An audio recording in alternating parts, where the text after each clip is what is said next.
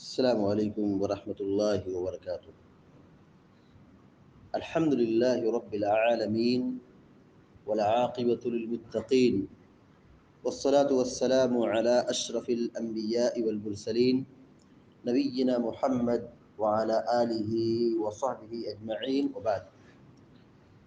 فعن عائشة رضی اللہ تعالی عنہا ان یہودیة دخلت علی فذكرت عذاب القبر فقالت لها أعاذك الله من عذاب القبر، فسألت عائشة رسول الله صلى الله عليه وسلم عن عذاب القبر فقال نعم عذاب القبر. قالت عائشة رضي الله تعالى عنها فما رأيت رسول الله صلى الله عليه وسلم بعد صلى صلاة إلا تعوذ من عذاب القبر. رواه البخاری۔ بخاری شریف کی ایک حدیث بھی آپ کے سامنے پڑھی گئی ہے۔ ام المومنین حضرت عائشہ صدیقہ رضی اللہ تعالی عنہا بیان کرتی ہیں کہ ان کے یہاں ایک یہودیہ خاتون تشریف لائے، یعنی ام المومنین حضرت عائشہ صدیقہ رضی اللہ تعالی عنہا کے گھر میں ایک یہودی عورت آئی۔ اس یہودی عورت نے یہ کہا اعاذک اللہ من عذاب القبر۔ عائشہ رضی اللہ تعالی عنہا کو یہ دعا دی کہ اللہ تبارک و تعالی آپ کو عذاب قبر سے بچائے۔ یہودی خاتون اور پیارے نبی صلی اللہ علیہ وسلم کی پیاری بیوی ام المومنین حضرت عائشہ صدیقہ رضی اللہ تعالیٰ سے یہ کہہ رہی ہے کہ اللہ آپ کو عذاب قبر سے بچائے۔ ام المومنین حضرت عائشہ صدیقہ رضی اللہ تعالیٰ عنہ نے اللہ کے نبی سے پوچھا عذاب قبر کے سلسلے میں کہ کیا عذاب قبر ہوتا ہے؟ مومنوں کو بھی، مسلمانوں کو بھی عذاب قبر ہوتا ہے؟ فقال نعم عذاب القبر۔ پیارے نبی علیہ السلام نے کہا ہاں عذاب قبر برحق ہے، عذاب قبر ہوتا ہے۔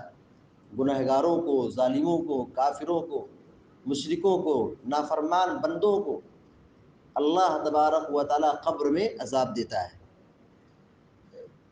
قالت عائشة رضی اللہ تعالی عنہا فما رأيت رسول اللہ صلی اللہ علیہ وسلم بعد صلى صلاة الا تعوذ من عذاب القبر۔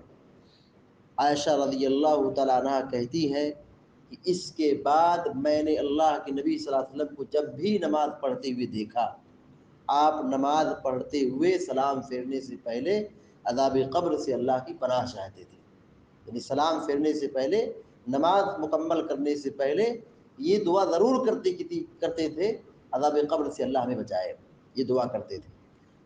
بخاری شریف کی جو روایت اس میں آپ صلی اللہ علیہ وسلم چار چیزوں سے پناہ طلب کرتے تھے، ان میں سے ایک یہ چیز تھی کہ اعوذ بک من عذاب القبر، اے اللہ میں عذاب قبر سے تیری پناہ میں آتا ہوں۔ اس حدیث سے یہ بات معلوم ہوئی کہ ہمارے تعلقات غیر مسلم سے اچھے ہونے چاہیے۔ ام المومنین حضرت عائشہ صدیقہ رضی اللہ تعالیٰ عنہ کے گھر میں ایک یہودیہ عورت آئی اور اس سے یہ دعا دی۔ اس کا مطلب کیا ہوا کہ سماج کی جو خواتین تھی عائشہ رضی اللہ تعالیٰ عنہ سے اچھے تعلقات تھے۔ گھر میں کسی عورت کا آنا اور دعا دینا یہ ایسے دشمنی کی بنیاد پر نہیں ہو سکتا ہے، یہ اچھے تعلقات کی بہت بڑی دلیل ہے۔ اس کا فائدہ کیا ہوگا کہ جب ہمارے تعلقات اچھے ہوں گے تو ہم دین اور ایمان اور عقیدے کی اور توحید کی بات رکھ سکتے ہیں، شرک اور جو کفر کی باتیں ہیں اس سے ہم منع کر سکتے ہیں، دعوت تبلیغ کا کام اچھا ہو سکتا ہے۔ دوسری بات یہ معلوم ہے کہ عذاب قبر برحق ہے، عذاب قبر ہوتا ہے۔ تیسری بات یہ معلوم ہوئی کہ مردوں کو زمین میں دفن کرنا چاہیے، مردوں کو جلانا یہ انسانیت کے خلاف ہے۔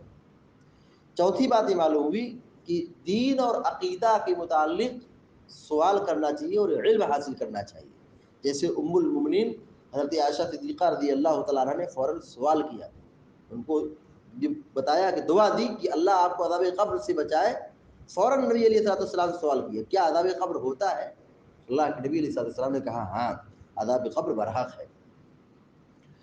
پانچویں بات معلوم ہوئی کہ اپنے بال بچوں کو دین اور ایمان سکھانا چاہیے، دین اور عقیدہ سکھانا چاہیے، منہج بتانا چاہیے، شرک اور بدعات سے روکنا چاہیے اور توحید و سنت کی تعلیم دینی چاہیے۔ یہ بال بچوں کو سکھانا یہ سرپرست کی بہت بڑی ذمہ داری ہے۔ چھٹی بات یہ معلوم ہوئی کہ نماز کے اندر دعا کرنا چاہیے، نماز یہ عبادت ہے اور دعا اس عبادت میں بہت قبول ہوتی ہے۔ یہ پوری نماز جو ہے دعا ہے، پوری نماز دعا ہے۔ سجدے میں خاص طور سے دعائیں قبول ہوتی ہیں۔ سجدہ ہمارا لمبا ہونا چاہیے۔